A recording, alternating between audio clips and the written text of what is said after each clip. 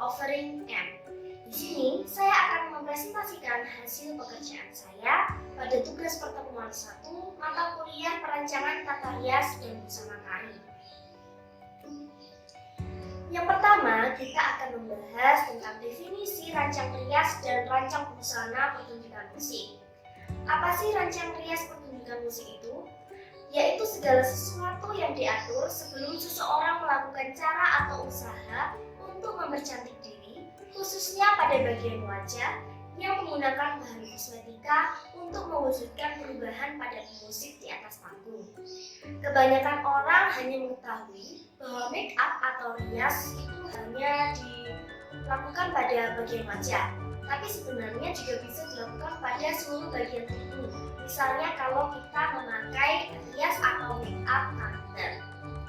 Nah, apa sih rancang busana pertunjukan musik itu? Yaitu segala sesuatu yang diatur sebelum seseorang melakukan cara atau usaha untuk memperlengkapi apa yang dikenakan pada tubuh berupa sandang, baik yang terlihat langsung maupun tidak langsung untuk keperluan pertunjukan musik.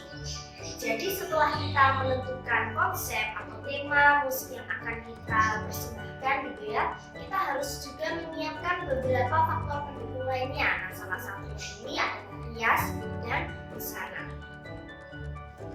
Terus apa sih fungsi rias dan busana ini dalam pertunjukan musik? Yang pertama adalah untuk menciptakan keindahan penampilan, kemudian membedakan satu dengan yang lain. Nah, ini tergantung pada genre musik yang akan dibawakan, yang akan ditampilkan ya. Misalnya saja kita akan membawakan musik rock atau metallica. Nah, musik rock atau metallica ini biasanya kan identik dengan penampilan yang nyentrik ya, baju serba hitam, kemudian sepatu boot, banyak kalung besi, terus pakai cincin, ada tinde, lipstik hitam, rambut moha dan sebagainya. Nah, sedangkan kalau kita melihat persembahan pertunjukan musik jazz atau klasik, itu biasanya pemusiknya memakai jas dan gaun yang cantik, yang indah. Nah, fungsi yang ketiga selanjutnya adalah untuk memberikan efek dramatik. Jadi supaya lebih wow gitu ya, lebih mengagumkan, lebih menarik untuk tidak dilewatkan oleh penonton. Nah, kemudian fungsi yang terakhir adalah untuk menyampaikan genre musik yang dibawakan. Jadi misalnya kita akan membawakan lagu yang ceria atau bertemakan anak-anak. Nah, itu kan biasanya busananya warnanya yang cerah, jadi kuning seperti itu. Terus kadang itu juga motif polkadot. Kemudian untuk make upnya kadang ada hias karakter yang make up karakter atau natural. Kemudian rambutnya dicepol atau diikat dua. Pokoknya yang terlihat fresh gitu ya. Nah, apa saja bahan dan alat untuk merias? Yang pertama adalah foundation. Ini bisa juga pakai BB cream, CC cream, GG cream, atau yang lainnya, alas bedak yang lainnya. Fungsinya apa? Fungsinya untuk meratakan warna kulit. Jadi supaya misalnya wajah dan leher kita bilang ini ya awalnya. Dengan adanya alas bedak ini akan meratakan warna kulit kita, jadi sama, tidak mengarut. Kemudian yang kedua ada bedak. Bedak ini untuk mengunci foundation, tapi juga ada make up yang tidak memakai bedak.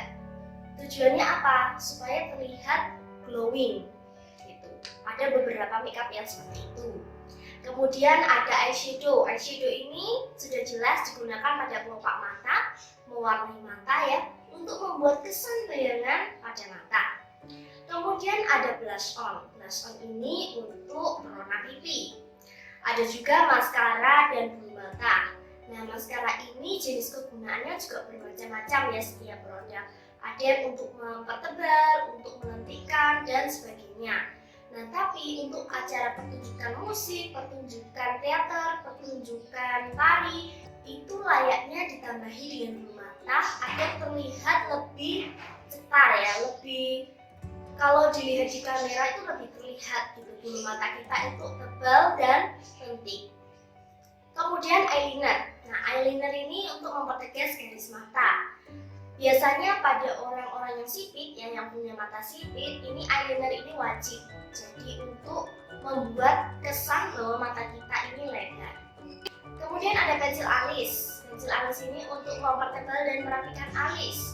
tapi produk untuk alis ini sebenarnya ada bermacam-macam ya. Yang pertama tadi pensil alis, kemudian yang kedua ada yang berbentuk powder, dan yang ketiga yang cukup banyak digemari oleh remaja saat ini ya, itu adalah namanya brow mascara. Itu jadi penggunaannya seperti maskara, tapi digunakannya pada alis.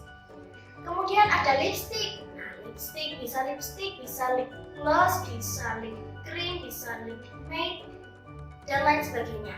Yang tujuannya untuk menyempurnakan tampilan bibir.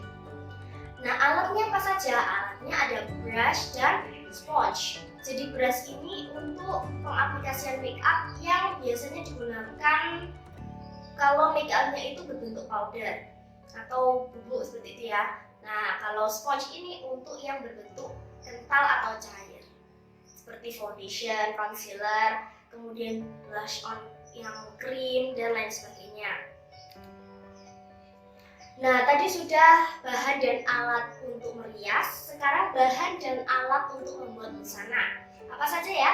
Yang pertama ada kain, ini sudah jelas sekali. Kain adalah bahan dasar pembuatan busana. Tanpa kain tidak akan ada busana yang jadi ya.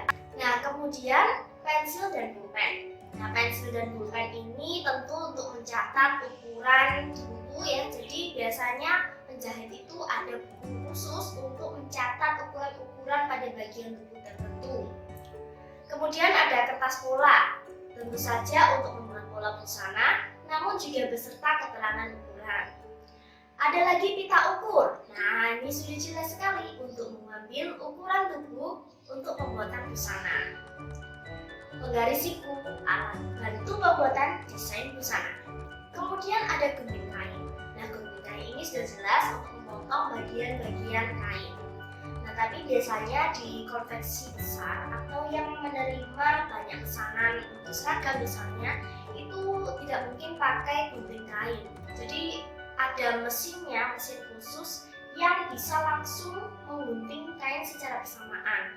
Karena kalau pakai gunting kain itu terlalu lama ya proses pembuatannya. Kemudian kapur jahit. Nah, kapur jahit untuk memberikan tanda pada kain yang sudah diukur dan akan digunting.